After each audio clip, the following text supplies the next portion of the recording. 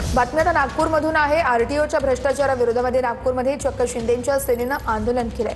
स्थानिक आरटीओ अधिकाऱ्यांवरती शिंदे सेनेकडून भ्रष्टाचाराचा आरोप करण्यात आलेला आहे। नितीन तिवारी यांच्या नेतृत्वाखाली आंदोलन करण्यात येत आहे। परिवहन खातं शिवसेना शिंदे गटाकडे असताना नागपूरमध्ये आरटीओ विरोधात आंदोलन करण्यात येतं। या संदर्भातले अपडेट देतात गजानन उमाटे आमचे प्रतिनिधी आहेत आपल्यासोबत। गजानन, शिंदेंच्या सेनेच्या या सगळ्या कार्यकर्त्यांचं म्हणणं नेमकं काय, का आंदोलन केलं जातंय?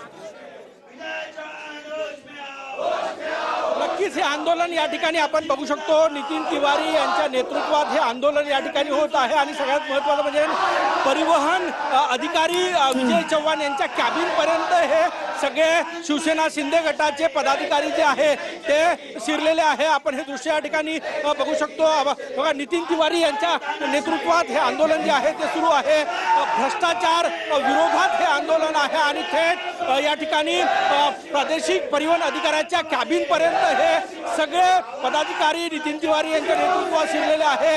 जोरदार घोषणाबाजी आहे। सगळ्यात महत्त्वाचं म्हणजे आरटीओ विभाग जो आहे तो शिवसेनेकडे आहे। असं असतानाही शिवसेना शिंदे गटाचं हे आंदोलन जे आहे ते नक्कीच चर्चेचा विषय या ठिकाणी पाहायला मिळत आहे। अगदी कॅबिन पर्यंत हे सगळे पदाधिकारी शिरलेले आहे आणि जोरदार घोषणाबाजी आहे।